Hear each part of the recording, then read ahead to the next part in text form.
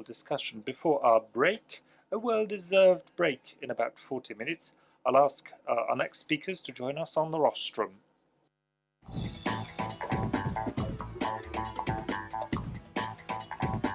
Alors évidemment, c'est un panel que vous attendez. Well, you've been waiting for this panel discussion. I think everybody's been waiting for this impatiently.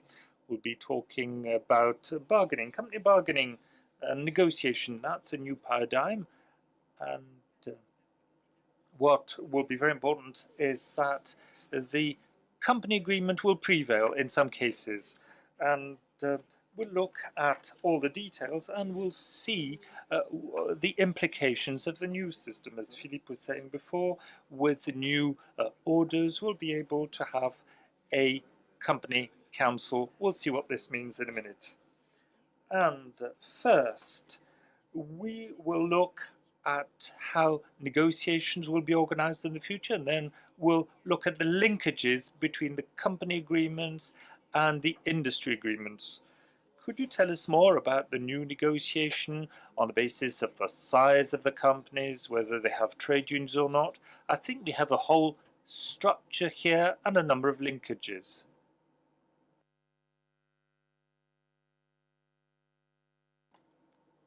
Correct.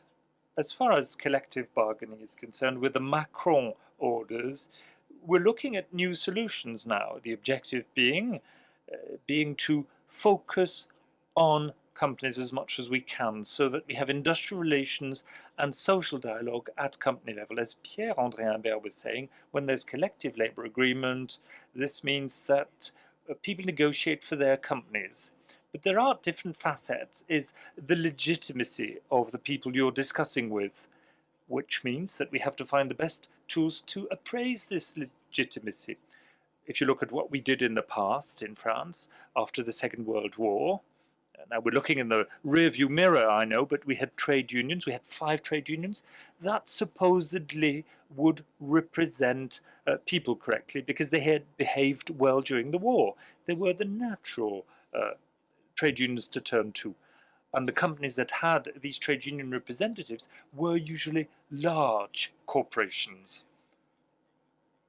And then bargaining changed a wee bit at the time.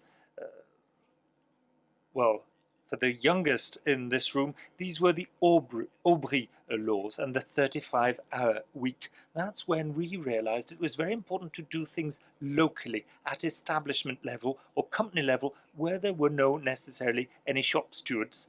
So this is when we came up with this new idea in France, with a mandate being given to a company employee to negotiate on their own behalf.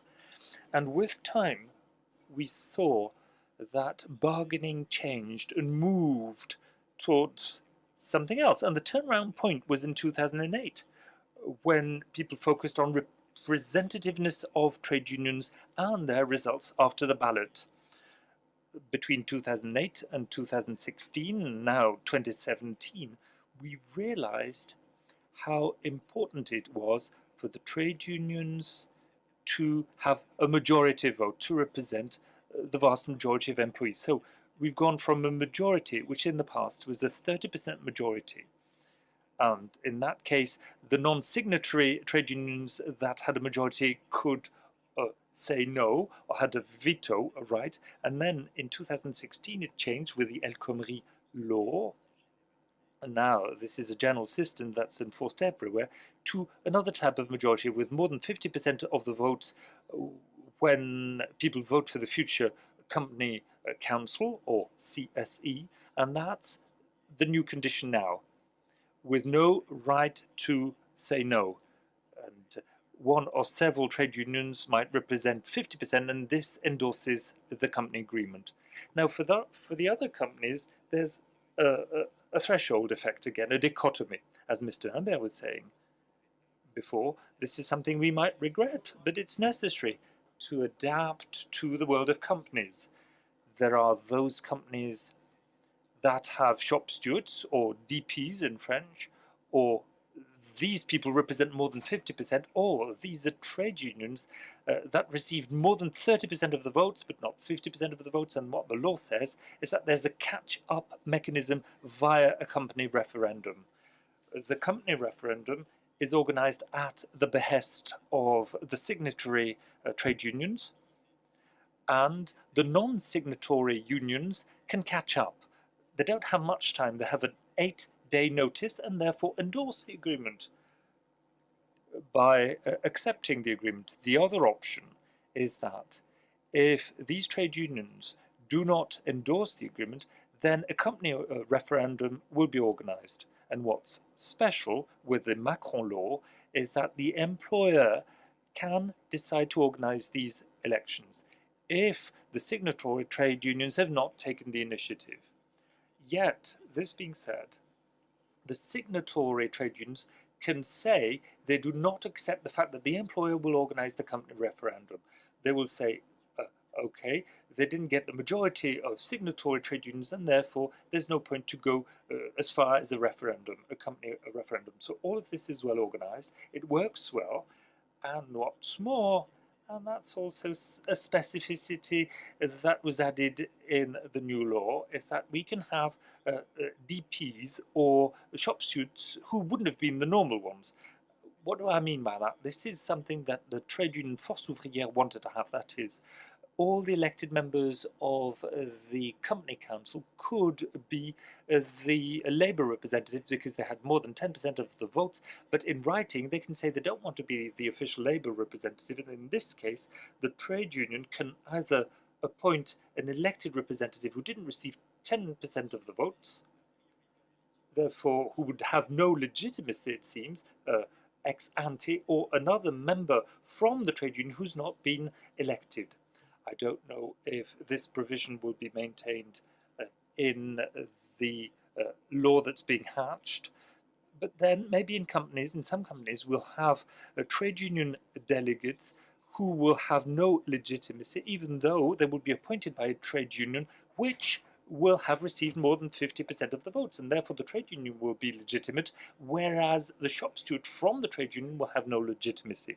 Now, if there's a trade union that has a majority of votes, but if the main leader from the trade union didn't receive 10% of the votes, well, this would probably mean that this employee is not really well appreciated in the company.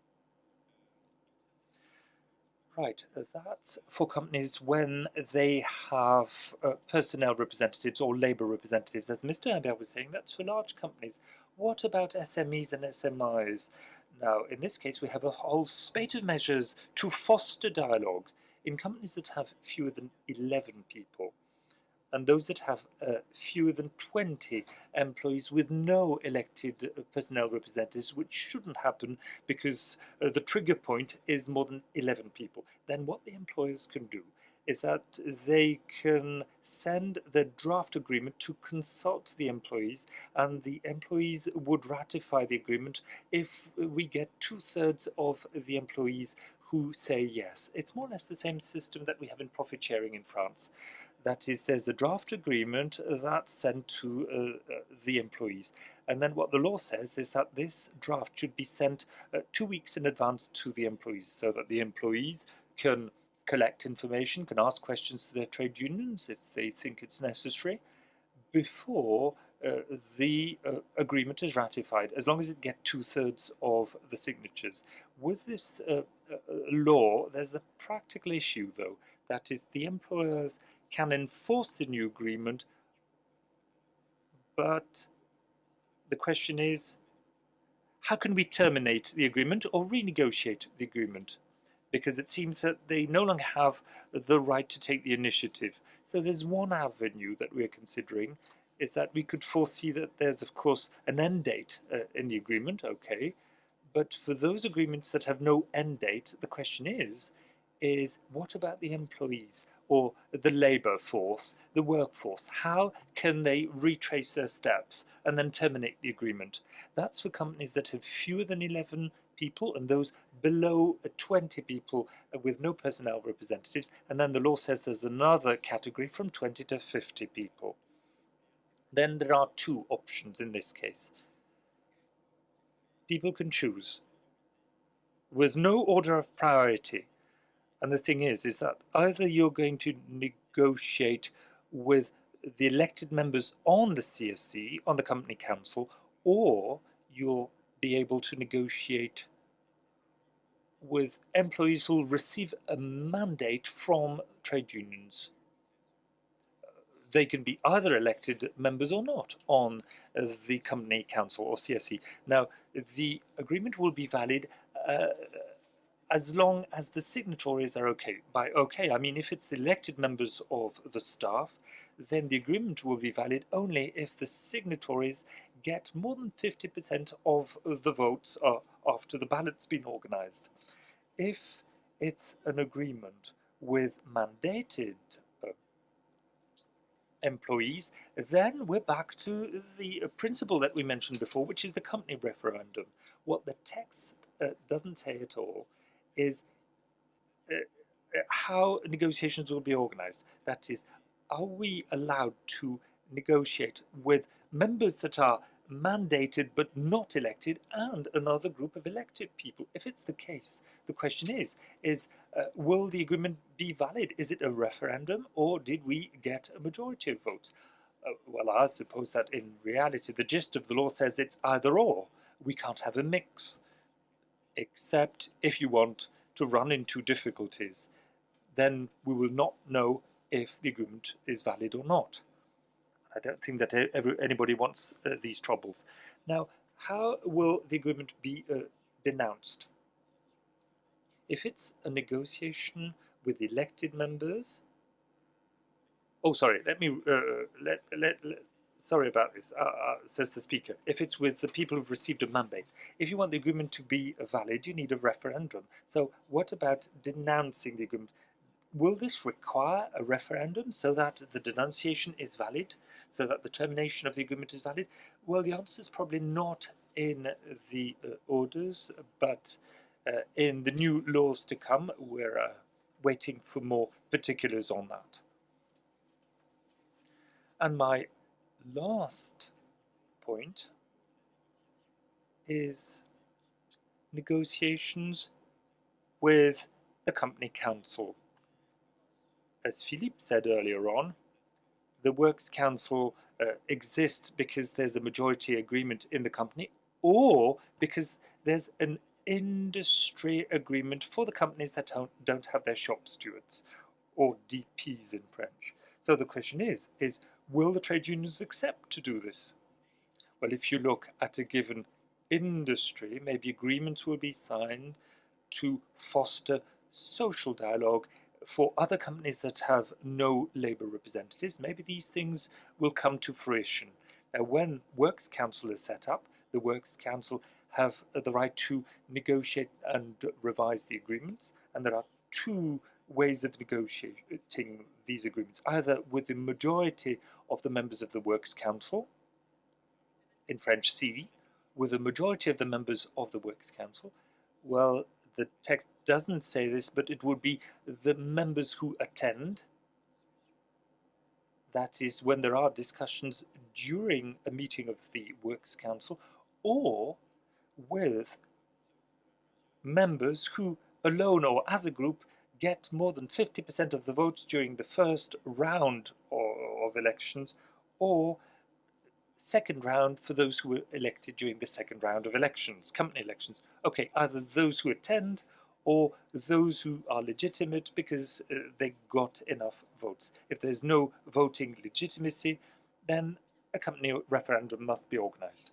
Okay, right. So this is a layering, it seems, of systems. It all depends on the size of companies and how they're structured, if they have labor representatives or not. Sandrine, I suppose there are other options as well, as Jérôme has said. Everything's not been carved out in stone, I suppose. Other options will be offered to companies, I suppose. What would you say about the new negotiations? Would you say that now your company will have to think about personnel representative bodies, or IRPs, Will you move towards this new council, or will you stay with the existing system? Well, this is a great opportunity for us today. We'll be able to brainstorm, think again about our strategy in the light of these new developments. Well, it very much depends on the industrial relations that exist in your company to start with. As far as I'm concerned, when I look at my company, I work with 450 people and I have one Labour representative, one Works Council and one Health and Safety Committee. The representative is also on the Health and Safety Committee and the Works Council. This person sometimes is dogmatic, sometimes takes a personal position on a number of topics. So, in the light of all this, in the light of the company I work in, what's good is that we have time enough to think about what we're going to do. This new CSE, or Company Council, will require time before it's set up. So I'm thinking about this as we speak, and I was thinking that maybe the best thing for me to do is to do more than that. That is to organize elections for this new CSE and then think about a company council. I think that my Labour representative would be willing to sign. He's on the Works Council, would probably be therefore on the new CSE, the new Economic and Social Council, as we call it in French. He would be the person with whom I would negotiate. So he'd probably say yes, I think. He would agree to the setting up of a company council. Now, we'll have to look at benefits and drawbacks. Should we have to do this? We've seen that, for instance, the scope would be well delineated. That is on the basis of the agreement signed by the different trade unions. Therefore, we would know which topic we need to negotiate within the framework of this body. And I suppose that some will be outside of the scope, such as the French PSC. In this case, the PSC plan would have to be negotiated with the trade union representatives. And what really matters is to think about the co-decision-making process. Are we ready to go that far today? Would we accept a right of veto on a number of topics? Well, the time has come for us to think about this with general managers or general management. We'll have to look into all the details together and see what we intend to do. Will we dive into the whole thing immediately or not? Would you like to react to this? We've talked about the co-decision making and you've mentioned the right of veto as well. Those are two very practical questions. And then I suppose it all depends on people's personalities, those who have legitimacy and who are representative in the company. I think the first thing is to get to know the people you're going to negotiate with. Are they positive or not? When the trade union representatives are very dogmatic, what's good with the company council is that they'll be on an equal footing with other people, that is, the elected representatives. And therefore, we hope that dialogue will be simpler and much more open. But then the drawback would be the veto right. But these will be collective decisions that will be made. So back to legitimacy again. That is, if elected representatives are against, it means that the decision was poor to start with. They have reasons to say no. Okay, good, correct. And okay, now we have quickly described the landscape and the way negotiations will be conducted. Now we'll move to another topic that we've seen in the papers. That is that these new companies, the local agreements might trump any wider industry agreements? So the links between the local agreements and the industry agreements. How will this work? I know it's not an easy panel discussion. It's bound to be a bit technical, but there's no other way.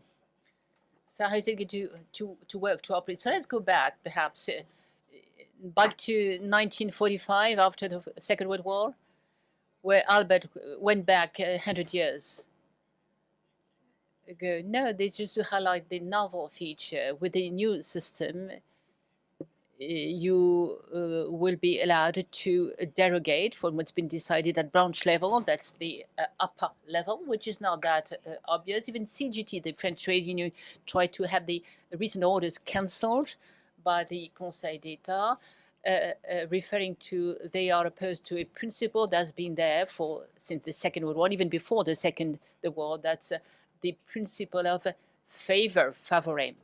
The collective agreement, group collective agreement, can only be more favorable than the collective agreement of the higher level. That can only be more favorable than the law.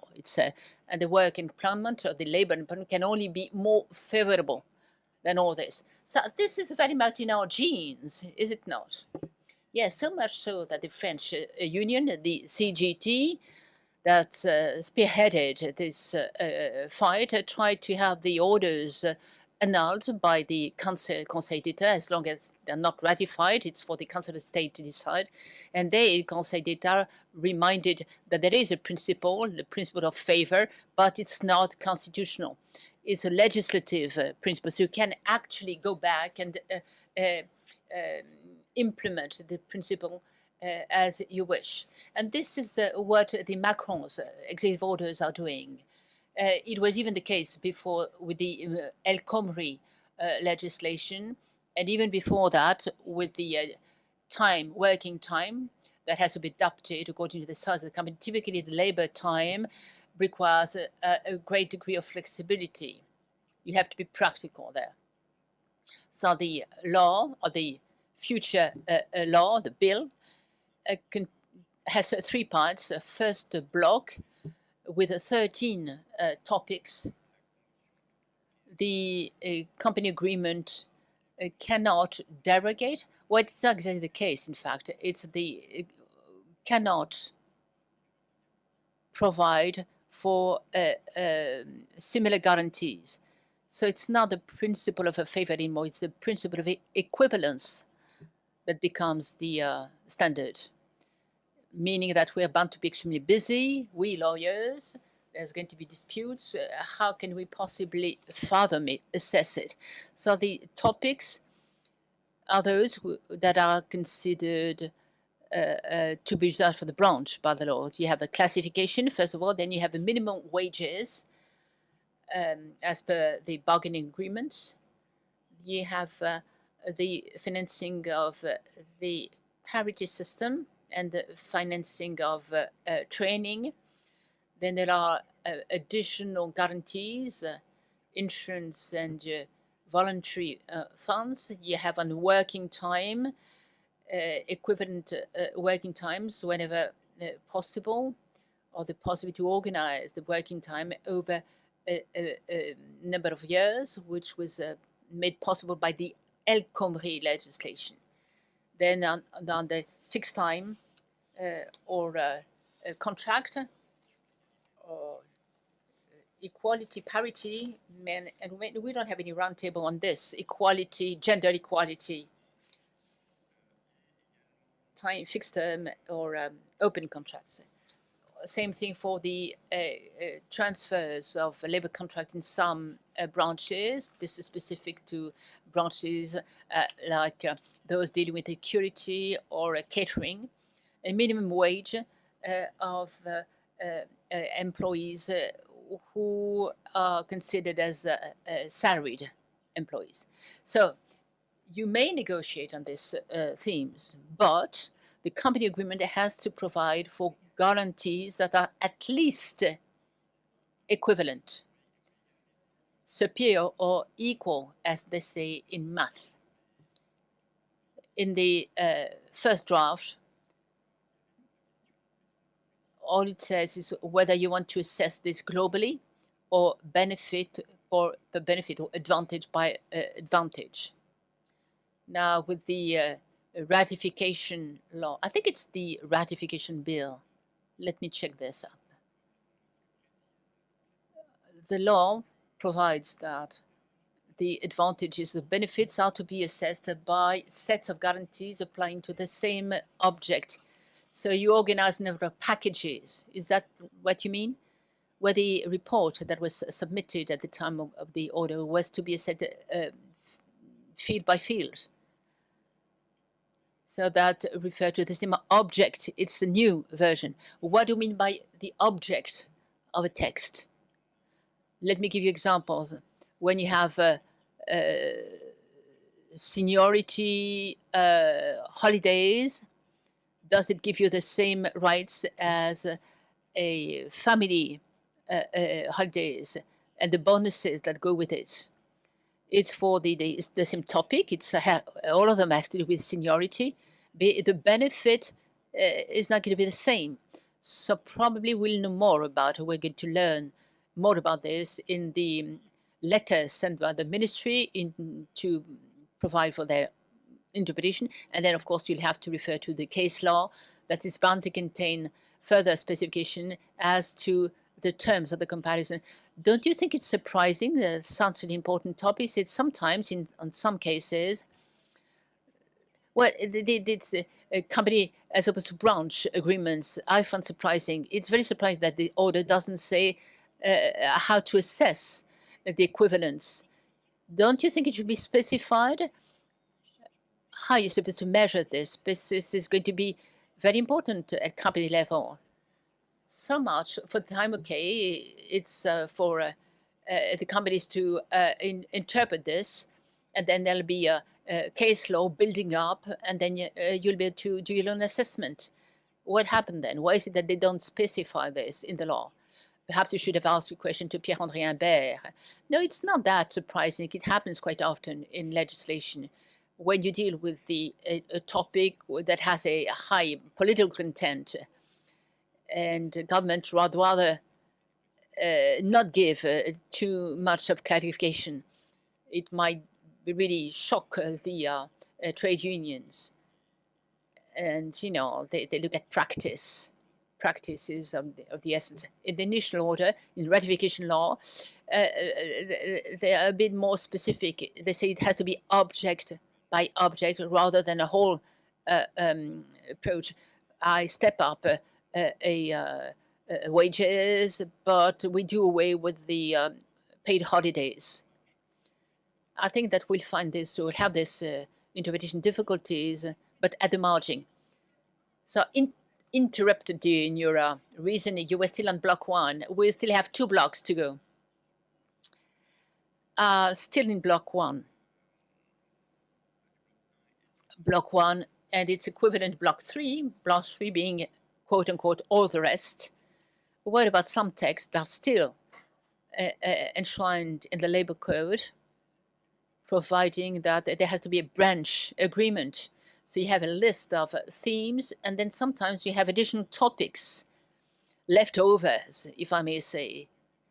So it's possible to derogate from this odd bits by company agreement, by branch agreement. We don't know yet. We have to wait for the interpretations given by the ministry. So I'm coming to the block number 2 with the 4 topics on which the social partners may decide to lock in. In other words, there is no possibility to negotiate on those topics unless they offer guarantees that are at least equivalent. These 4 topics are the prevention of occupational risks, insertion and employment of handicapped or disabled workers. Now, the basis for which, from which you can have representatives, union representatives. And the last point is the bonuses for so-called hazardous work. There you can, partners may decide to go for the locking system. So this locking system was already there some time ago. The law on the lock-in agreements at the time when the orders were promulgated are unlocked unless before October 2019, the 1st January 2019, the social partners decide that at the end of the day they want to lock them in again. Unless they are locked in again, these topics remain unlocked, and therefore via a company agreement you negotiate in a limited way. In other words, you don't need to provide for equivalent benefits. And the last block is all the rest. Now, the novel feature here that can indeed derogate at company level. You can derogate from a number of things. For instance, a scale for a redundancy, a compensation. Of course, you cannot derogate from the law or the decree, but you may have a company agreements that provides for a different system for compensation of redundancies that might be as well. In the media journalist industry, of course, there are compensation scales or tables, which I suppose are extremely favorable. 1 year of paid wages. So a lot of high degree of freedom, but the crux of it all, because that's the theory of it, is that you need to have an agreement. In other words, you need to have interlocutors who accept guarantees that are not as favorable as the one granted by the branch. What about the legitimacy? And what about the change culture? You will have to change the culture, the corporate culture. Now, back to the corporate culture, changing the corporate culture. Do you believe that people will be pragmatic enough, and the organization will be pragmatic enough to accept